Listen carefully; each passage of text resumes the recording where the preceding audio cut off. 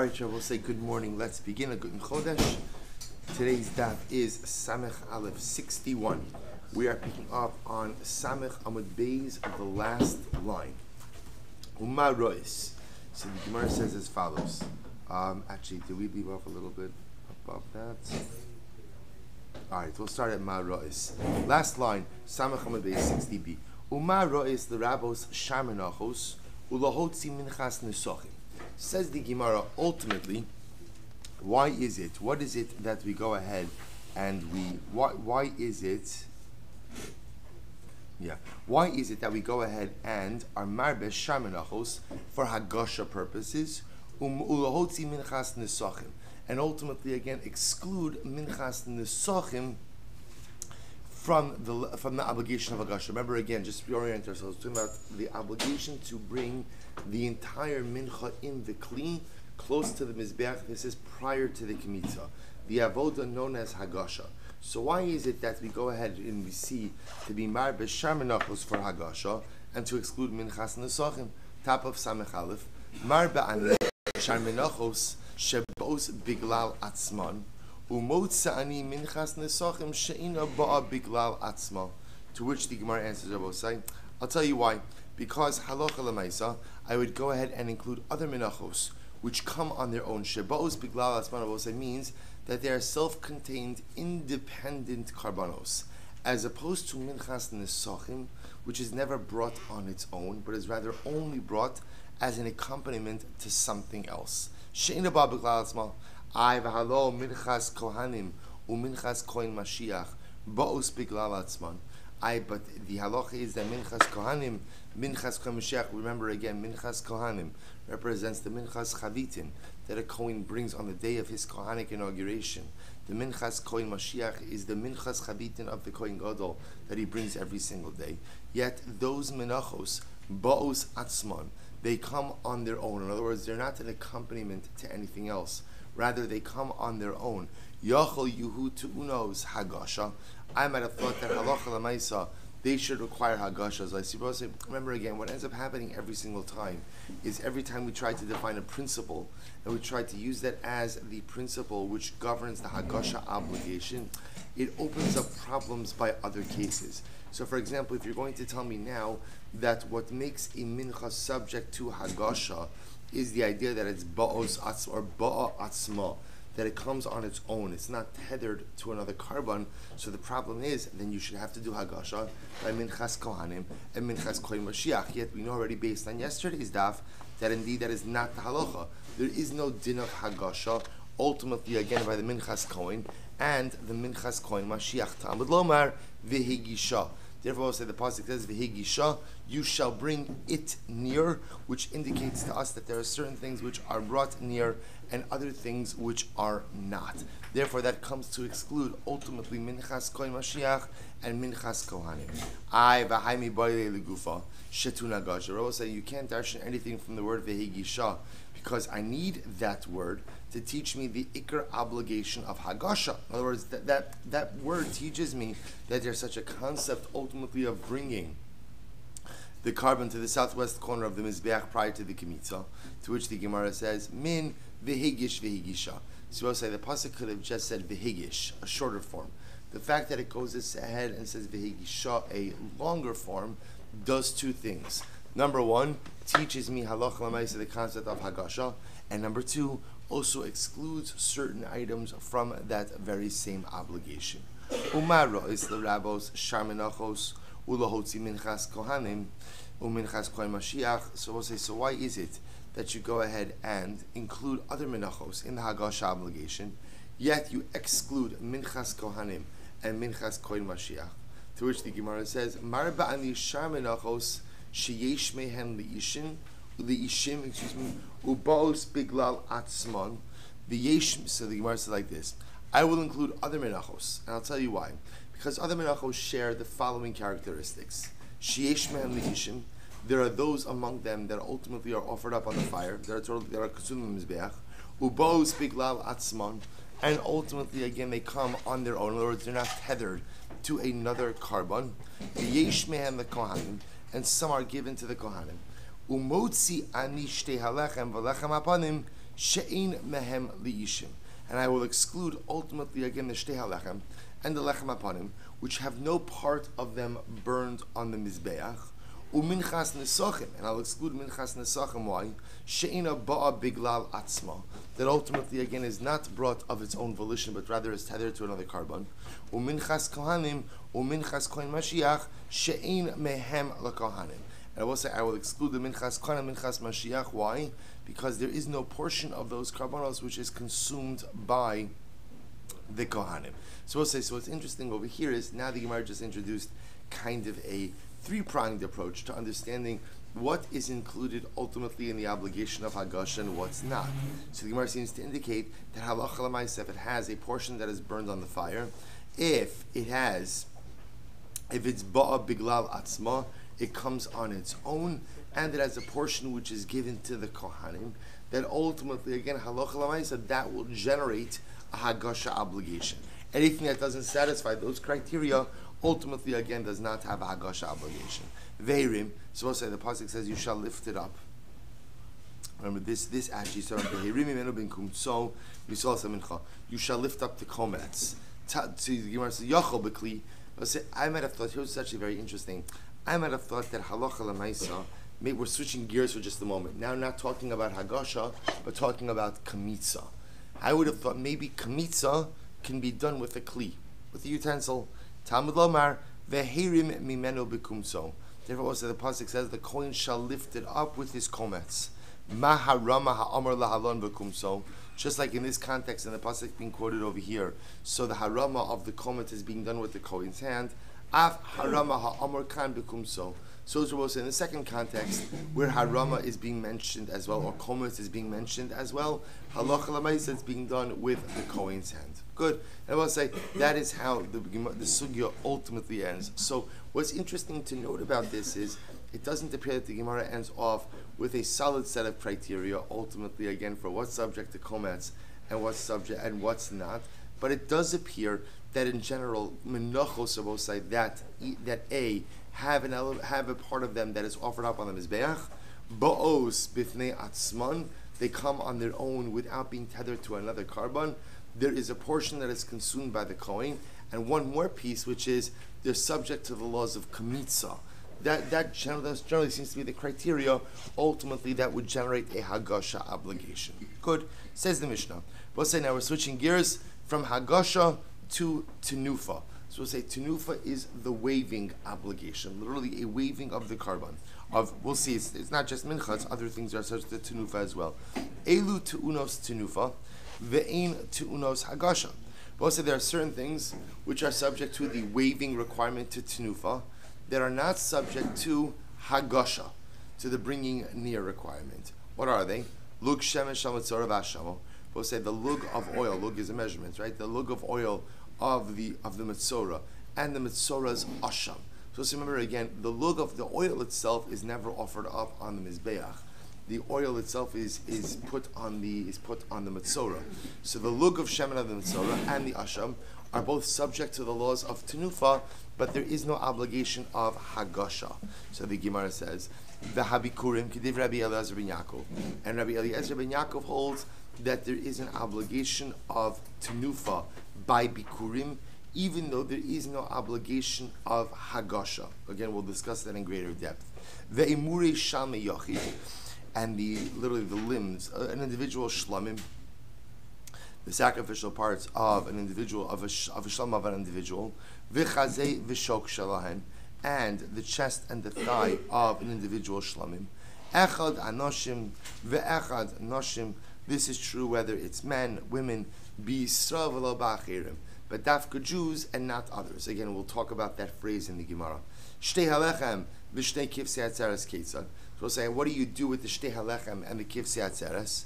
So the Gemara says, "Who ketzad hu osa? What do you do? No sin." So also, what the Gemara is asking over here is essentially, what is the tenufa obligation by shtei halechem and kivsei atzeres? What is the ketzad hu osa? No sin shtei halechem al gabe shnei kavas. Well, that's very interesting. You take the two loaves, you put it on top of the two sheep, umeniach shtei yadav lemata, Bless you. And then you go ahead, and you place your two hands underneath the two sheep. So we'll say, so can you imagine this scene? You're taking the two loaves, putting it on top of the two sheep, putting your hands underneath the sheep. Maniach shtei yadav lamata. Essentially, you're lifting up the sheep, then with the loaves on top of it. We'll say these are young sheep. Don't get worried.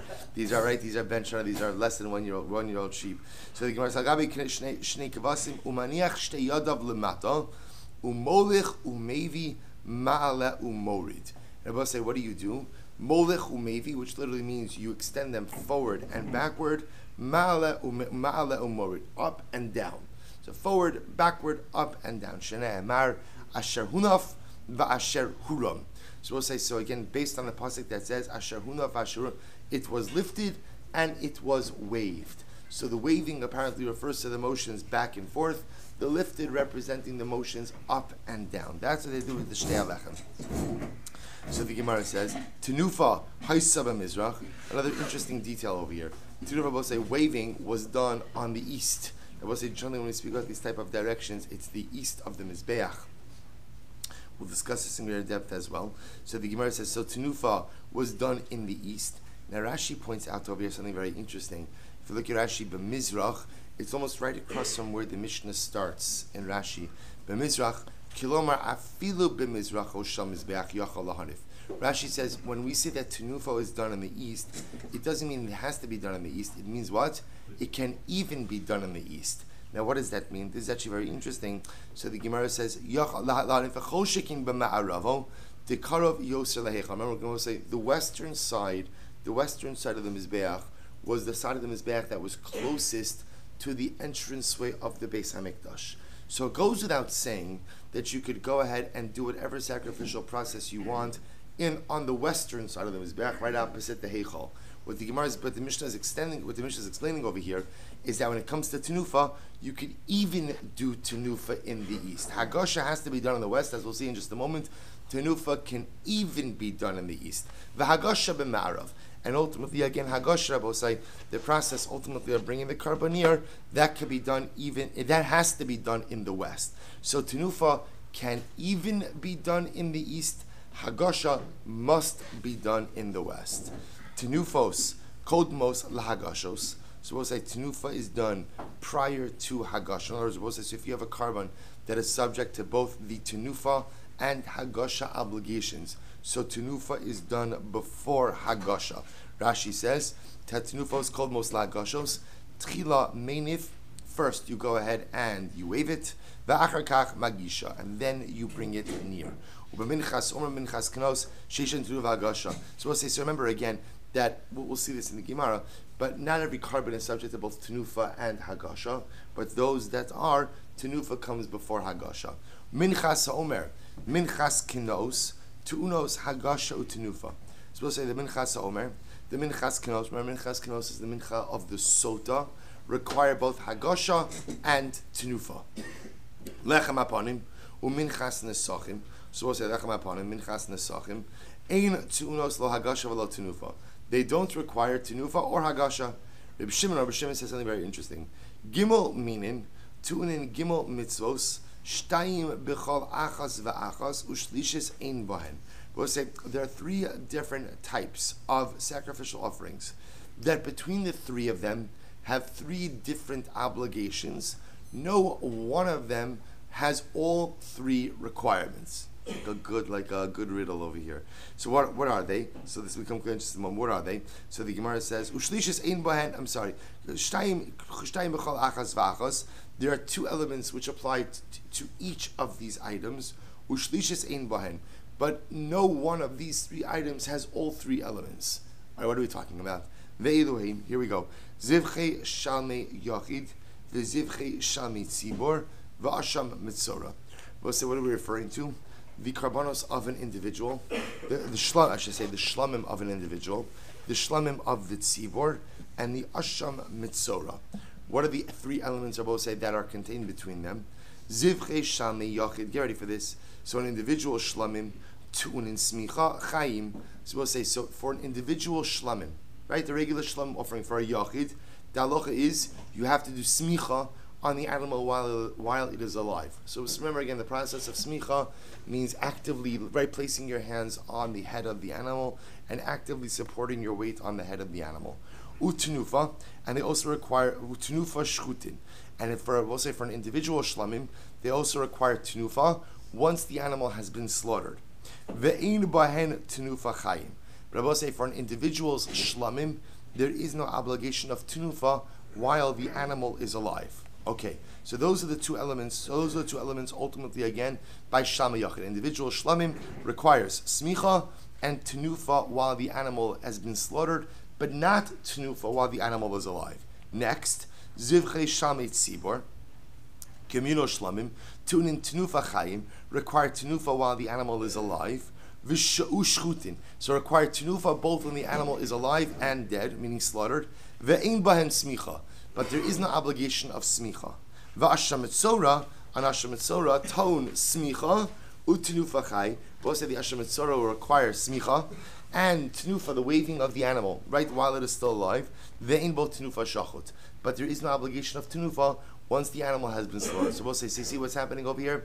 You have three elements. What are the three elements? Smicha, right? Placement of your hands on the animal before the animal is slaughtered. Tenufa while the animal is alive. Tenufa while the animal is dead. You have three karbanos: individual shlamim, communal shlamim, and asham etzora. Between the three of them, they possess all three characteristics, but no one of the three possesses all three. Each one of the three only possesses two out of the three characteristics, and no one of them possess the same two. Okay, good. Says the Gemara, Tan Rabbanon, vehikriv also. So we'll say, it's interesting also. You begin to develop a real appreciation of the Kohanim. The Kohanim really only actively serve in the Beis Hamikdash 1 week a year, leaving aside Yamim Tovim, right? Really only 1 week a year. That was the active service.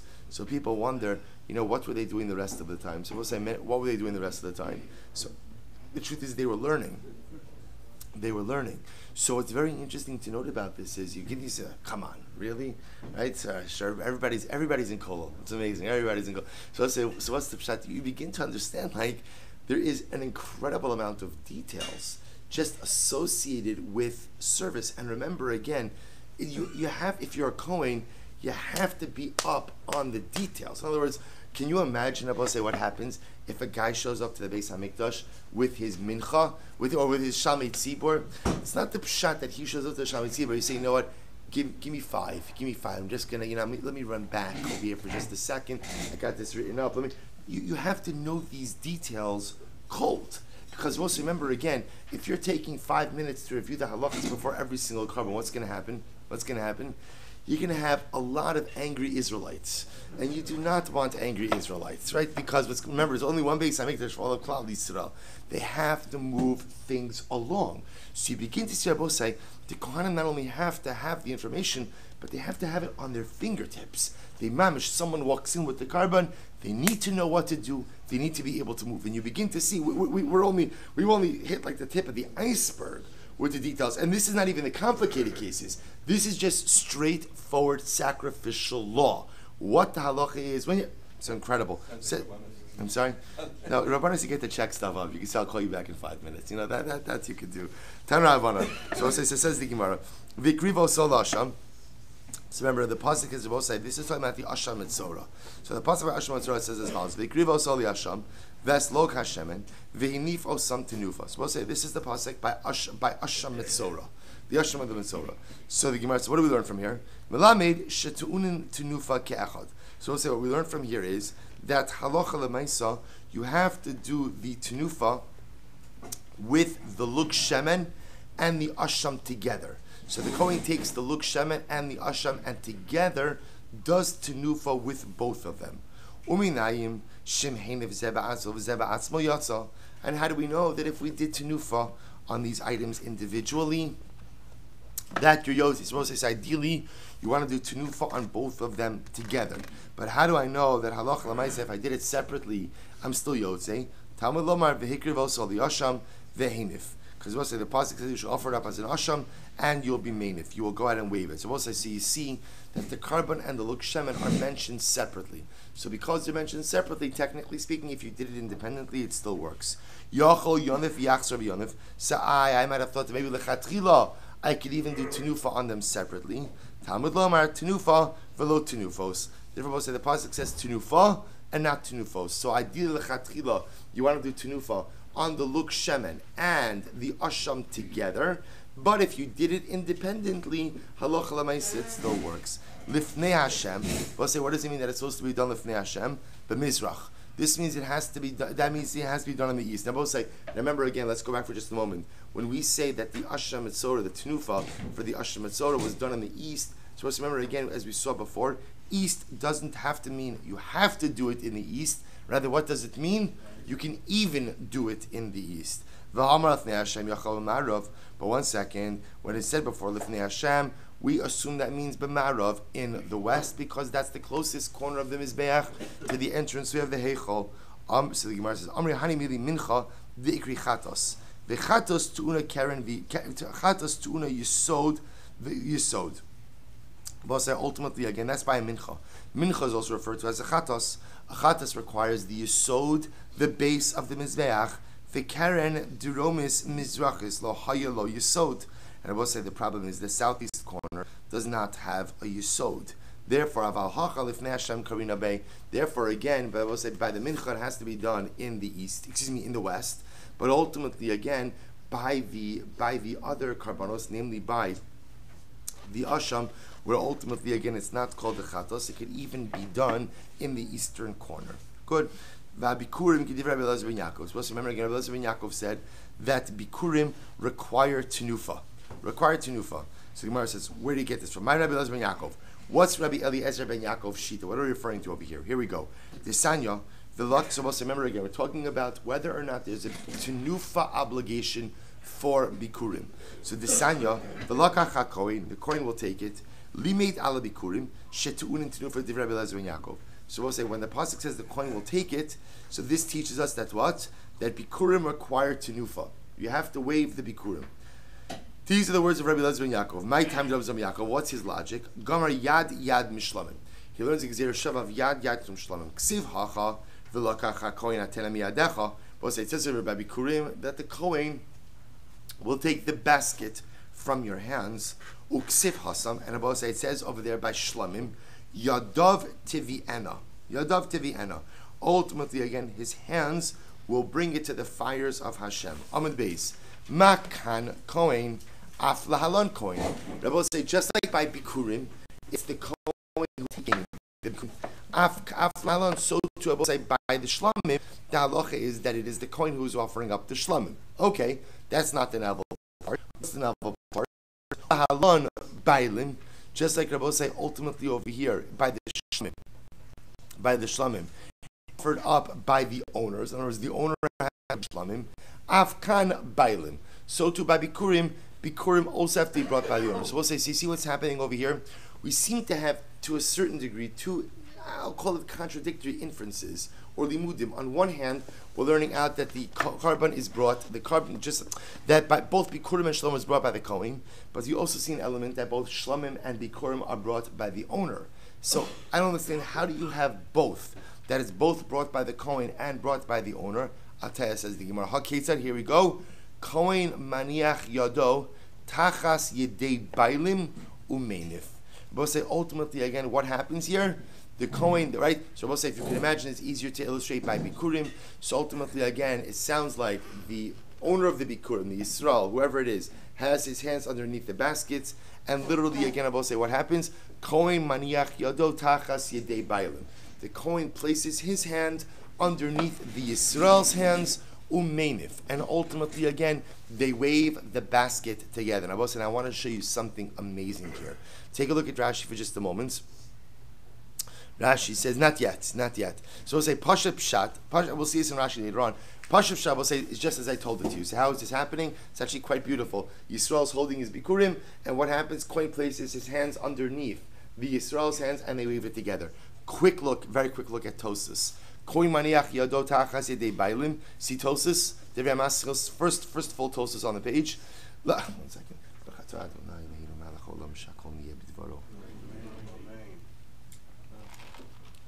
It's a good Tosfos. It requires like a little extra. All right, here we go. I will say, listen to this. Lav dafka kamar.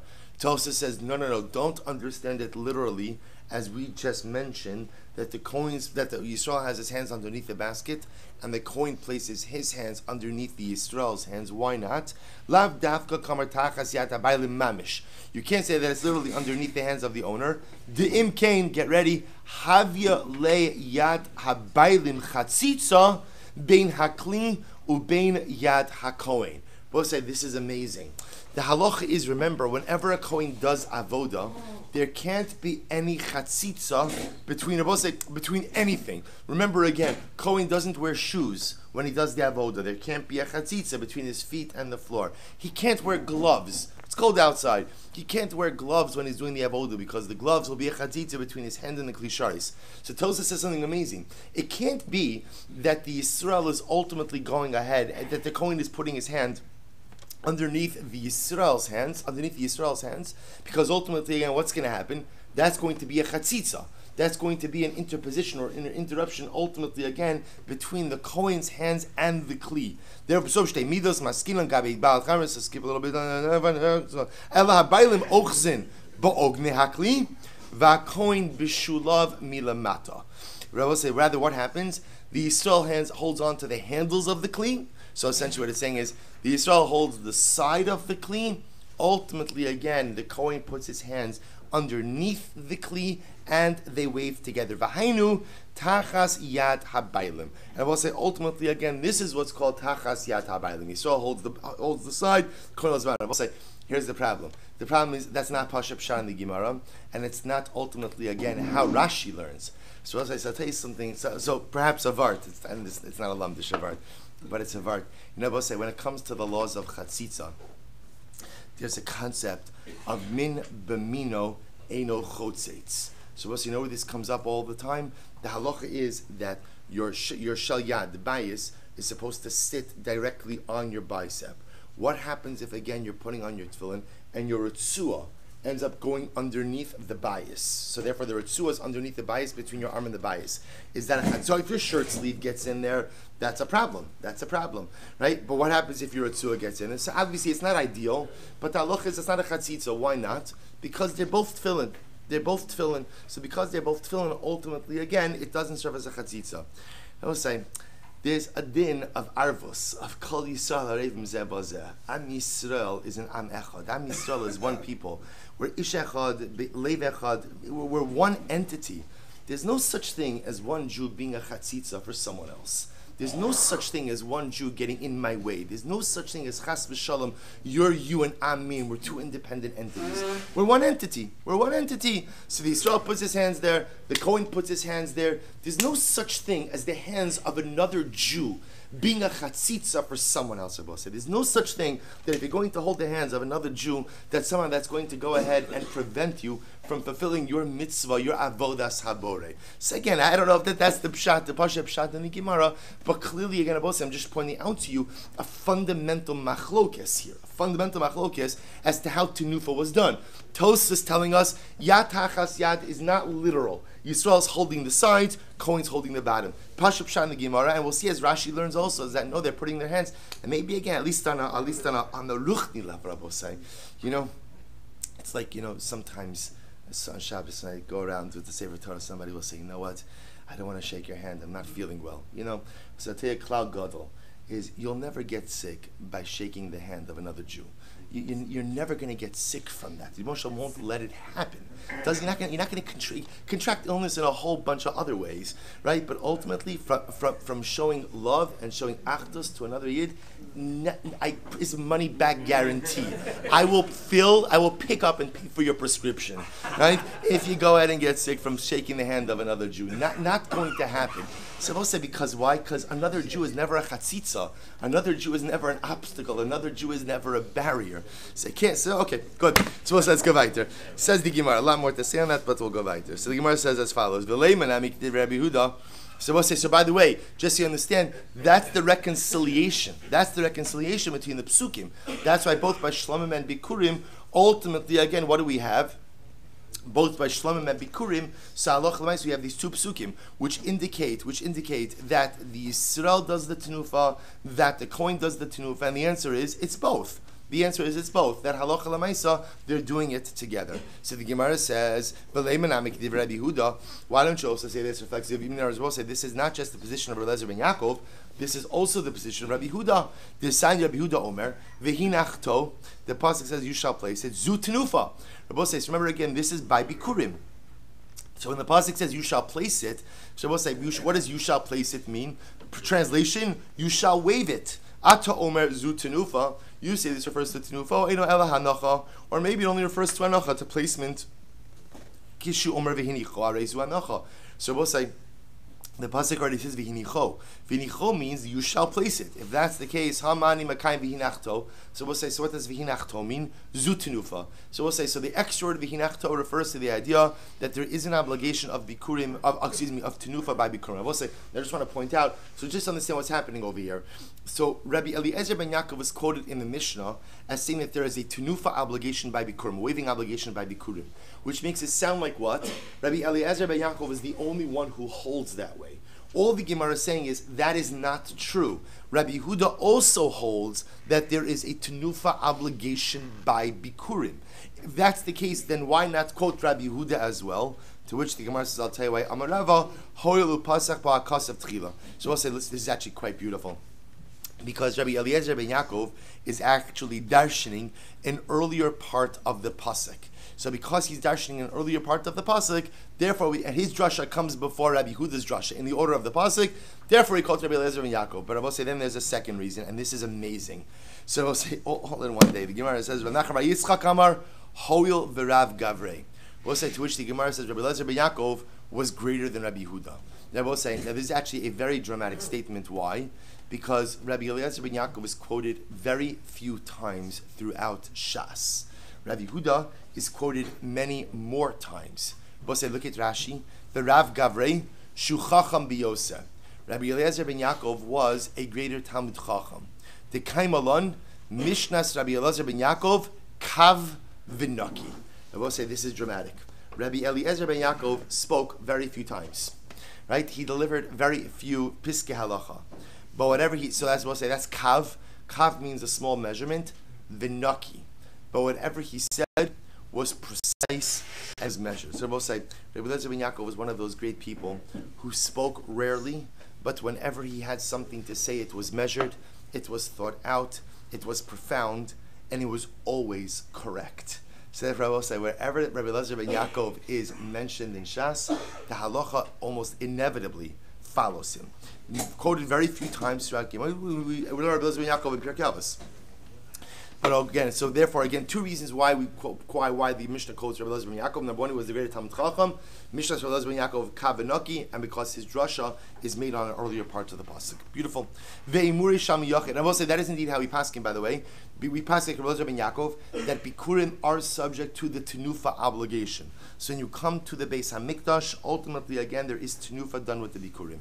Ve'imuri sham yachid chazei v'shok shalam echad anashim ve'echad anashim b'Yisrael b'alo b'achirim. So let's listen to this. Similarly, again, when it comes to the sacrificial limbs, sacrificial parts of an individual's shlamim, the chest and the thigh, both men and women have the obligation. B'Yisrael avalo b'achirim. This is actually very interesting. So it applies to Yisrael not achirim. My comment, I will say, the Gemara understands this to be an inherently contradictory pasuk. Because on one hand, the Gemara says, the Mishnah says, that the tenufa obligation applies to both men and women. But then it says, B'Yisrael v'alo b'achirim. So we'll say, at first glance, we thought achirim meant who? Meant non-Jews. But in fact, we saw before that ultimately, again, when the Mishnah wants to speak about non-Jews, Gentiles, it used lashon of akum, used lashon of nochrim.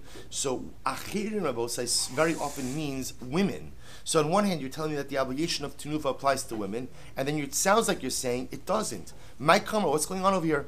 Amar Rav Yehuda, hachi kamar. This is what it means to say. Echad anoshim ve'echad noshim karbanon ta'um tenufa. We'll say both men and women, when they bring a carbon, assuming they're bringing the type of carbon that is subject to tenufa, it's subject to tenufa. Utenufa atzma b'Yisrael, avalo b'dei nashim. Rabbi say tenufa itself is only done with men and not done with women. In other words, although there is a technical obligation that may exist for the karbanos of women, but tenufa is only done with men and not done with women.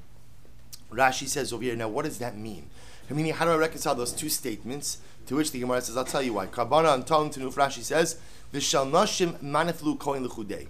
If a woman brings a karban, so we'll say, as opposed to other karbanos where the tenufa is done with the owner and the kohen, so obviously if a woman is bringing the karban, the kohen will do the tenufa on her behalf without her participation. We'll say this is true even according to Tosfos, who understands that their hand, obviously, if you're going with the idea that the Kohen's hands are underneath the owner's hands, so of course the Kohen's not going to do that with a woman. But even according to Tosfos' understanding ultimately is that the Yisrael is holding on to the side and the Kohen's on the bottom.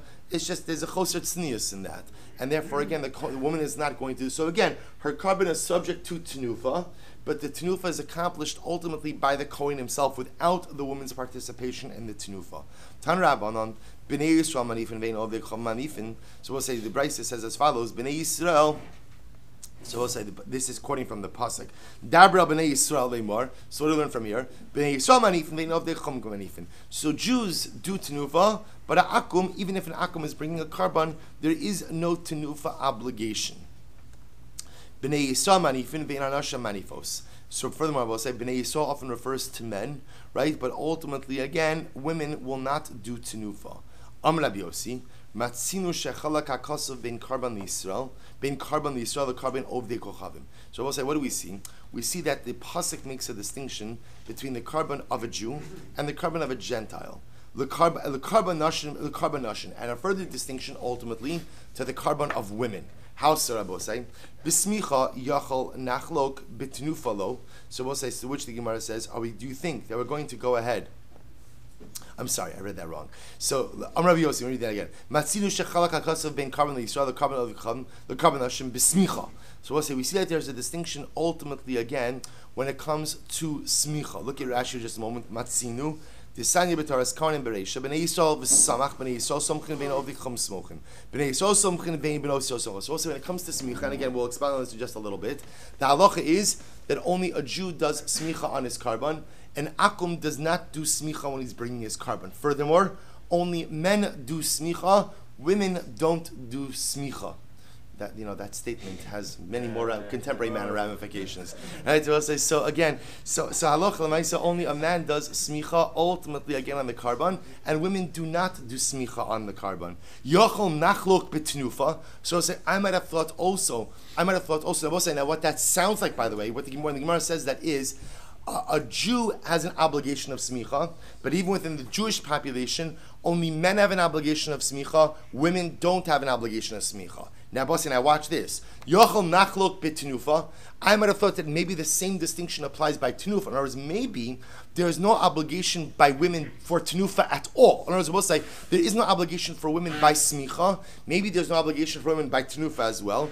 To which the Gemara says, Yochel nachlok b'tenufa. Lo mali chalak b'smicha shasmicha b'bailim nachlok b'tenufa shat tenufa b'kohanim. No, not necessarily, because what I was saying, tenufa is really a din in the kohanim. Happens to be that the owner participates in it, but it's really a din in the kohanim. Masha'en kein smicha ultimately again is a din of the owner. I was saying the reason we learn out that ultimately again women don't have a smicha obligation is because the Torah uses lashon of Bnei Yisrael. So because the Torah goes out of its way to use lashon of Bnei Yisrael as opposed to Daber El Yisrael, Bnei Yisrael teaches me that only men have an obligation of smicha, women do not have an obligation of smicha. I might have thought if they don't have an obligation of smicha, maybe they don't have no obligation of tenufa. Tushma says not really, because smicha is a din in the owner, tenufa is really a din in the kohen. Im matam lo Bnei Yisrael. So ultimately, why does the pasuk use lashon of Bnei Yisrael by tenufa? Bnei Yisrael manifin ve'ena ovdei kochavim manifin. To teach me what Rabbi said, to teach me that Jews have an obligation of tenufa, but if a Gentile brings a karban, there is no obligation of tenufa. Bnei Yisrael manifin ve'en hanoshim manifos. Ultimately, again, only men do tenufa. Women do not have an obligation of tenufa. Tanya idach. Rabbi said, so let's see another bride. So this will conclude. Tanya idach. Bnei Yisrael, only el Bnei Yisrael. I only know, ultimately, again, Bnei Yisrael. Now, here's what's interesting. Bnei Yisrael, that's a term often used for what we'll call, Jewish from birth individuals. Gerim, Avodim Mishuchrorin Minayin. How do I say that it applies to all Jews, right? Converts, Avodim Mishuchrorin, emancipated slaves who become Jewish as well. Minayin, Talmud Lomar, Hamakriv. Therefore, we'll say the pasuk says Hamakriv. O Eino Elazah Kohen Hamakriv. Or maybe it refers ultimately to the Kohen who's ultimately bringing the carbon. Kishu Omer Yadav Tivi Ena. Hare Bailim Amar. So when the pasuk says Yadav Tivi Ena, that refers to the owner. So Hakit. So we'll say. So once again, how do I reconcile both the obligation for the owner as well as the Kohen? Hakit. So we'll say. Here we go again. Hakit. Kohen Maniach Yadav Tachas Yad Bailim Umeinim. We'll say what happens. Halacha Lamaisa. The Kohen places his hands underneath the hands of the owner, and ultimately again, they do tenufa. So we'll say, so what comes out over here is as follows. What comes out is that halacha l'maisa, the process of tenufa is a joint process between the Kohen and the owner. How that is done ultimately seems to be a machlokes Rashi Tosis, either actually hands on top of hands, or Yisrael's hands on the side, Kohen's hands on the bottom. Furthermore, again, tenufa is never done by an akum. Smicha is never done by an akum. When it comes to smicha, ultimately, again, the carbon of a woman is exempt from smicha. When it comes to tenufa, her carbon is subject to tenufa. Just that's what Rabbi say. She does not participate in that tenufa. Instead, the Kohen does the tenufa on her behalf. All right, well, so we'll stop over.